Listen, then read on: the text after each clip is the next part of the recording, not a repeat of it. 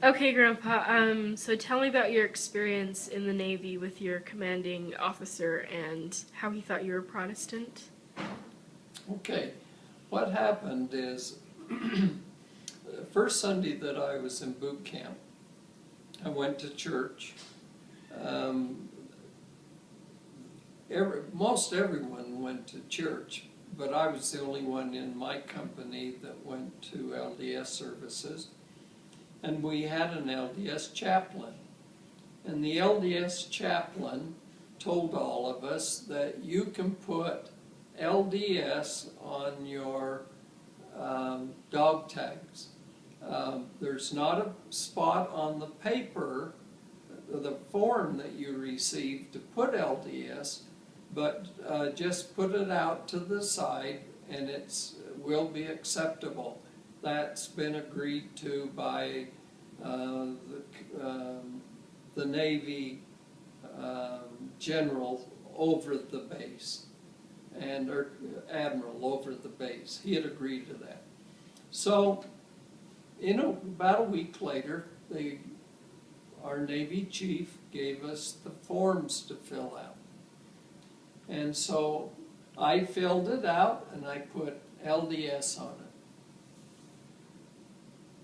Took it up to him and gave it to him like everyone else, and he's going through the forms to make certain that everyone filled them out properly. And all of a sudden he got to my form and he just screamed out as loud as he could, 3698757, get up here right now.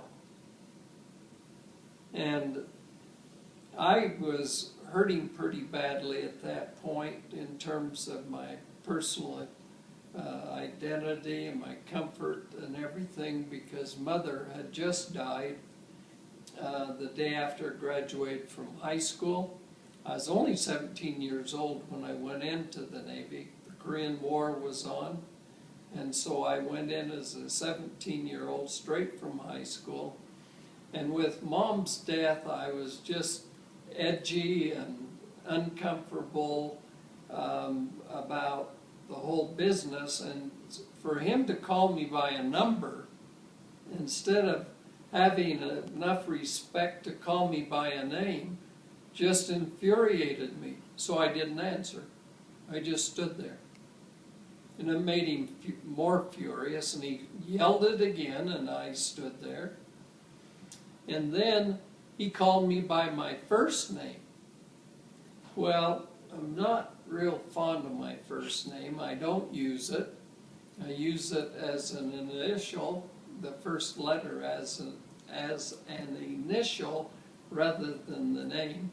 It's a name that's an old-time family name, and I'm happy I have it, but it's a little old-fashioned, and so I don't use it. So he's up yelling that as loud as he can, and I refuse to go up again. And so finally, out of desperation, he yelled, "Gibbons, get up here this very minute." And I went up, and the bad language started. He just started calling me everything imaginable. Mostly associated with being illiterate, stupid, dumb, with lots of swear words in between. And his comment was, "Do you see a place for Mormon on that form?" Which told me immediately that he knew about LDS people. He knew that we are referred to as Mormon. So at that point, I really suspected that he was a member of the church, obviously not active, maybe antagonistic, perhaps even excommunicated, but it caused me to feel like he knew us a lot more than he was letting on. And I said, "No, sir, I do not see it." And he said, "Then why did you put LDS?" And I said, "Because the Navy chaplain told me I could put LDS." The Navy chaplain is not your company commander. And I said, I realize that, sir, but he's a Navy chaplain, and this is a form for dog tags with our proper religious affiliation on it. And so that's why I wrote LDS. And he said, there is no place for LDS. I know you're not Protestant, you're certainly not Catholic, and you're not Jewish. So you're one or the other of those three, and you go back and put the one that you think you're the closest to. So I went back with a brand new form, filled it out again, and wrote LDS. Took it back to him a second time, and I was standing there, I handed it to him, and he exploded.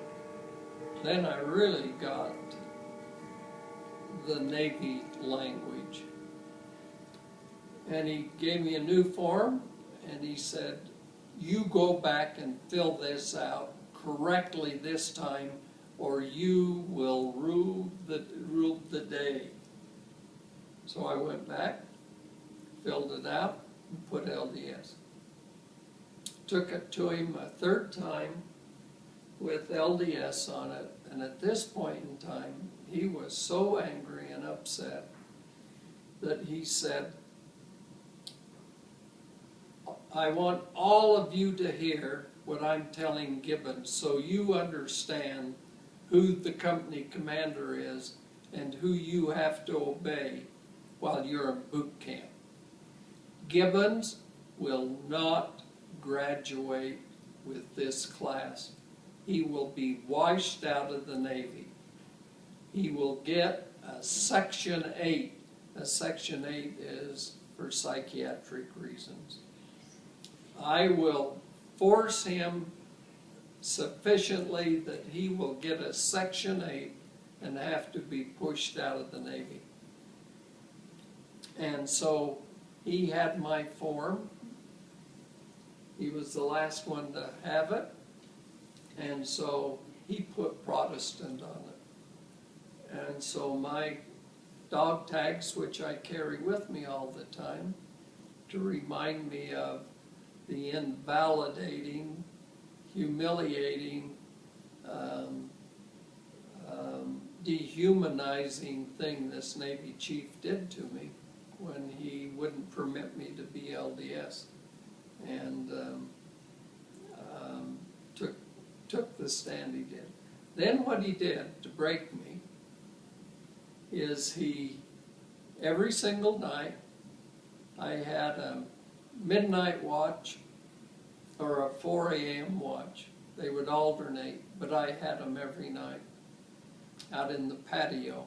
It was a ridiculous little thing, but it was to show, you know, that we were watching, protecting our barracks where we stayed, and you march back and forth with the rifle and for 4 hours and what have you. And it's Mickey Mouse, but it's part of the learning process. I had those every night.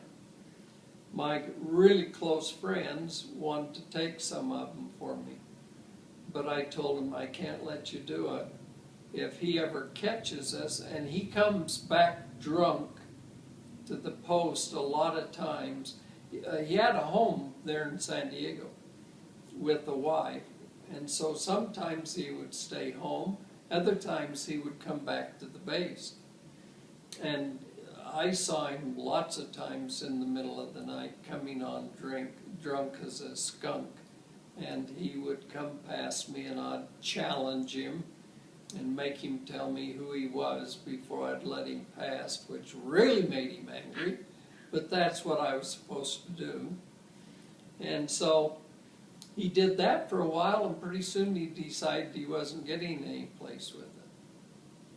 So he decided to make me a part of his inner group, or a petty officer over an activity of our battalion. And he called it, it's one he made up, he called me his runner. So now what he was going to do is run me to death. He'd give me a message and tell me where to take it, and he'd tell me exactly how much time I had to get over there and deliver it, get an answer, and get back to him. And he did that all the time in an attempt to see if he couldn't wear me down, and if I wouldn't mess up and not produce what he asked of me as his runner. Well, that didn't work for him either. And so finally he kind of backed off from me a little bit. I remained his runner, but he wasn't nearly as hostile and unkind. And then the last hurrah was the day we were to graduate, and we were the honor company for everyone who came into the Navy that week. They'd all be in different companies, but we had in different kind of competitions, we had beaten all of them sufficiently that we were the #1 company. We were the honor company. And so we were going to lead the dress parade in front of the stands of admirals and captains and family members and everyone who came to see the graduation for that week. Well, he comes in drunk again. He arrives drunk in the morning. My very best friend, who was also an officer in this group of ours, we actually got him showered, got him dressed in a brand new, fresh khaki dress uniform, got his tie on him, got him fixed up, poured coffee into him like crazy to try to sober him up, and then literally carried him out to the grinder, which is the area where we march. Carried him out there and stood there by him, holding him up until it was time to do the review. And by that time he was sufficiently sobered up that he marched at the head of our company, and of course he received all these accolades and honors for being the chief who was over this company that won the competition. And so he benefited a great deal from it, while the rest of us kind of took it in the backside for his naughtiness and what have you. He couldn't believe, he told me later, he thanked me in kind of a funny little way for what I did for him. And his comment was, "After all that I did to you, I can't believe that you would help me out like this and keep me from being totally embarrassed in front of the base commander." He is the base commander, but he was an admiral. And so he's over everyone. And he said, "I can't believe you would keep me from being embarrassed. You and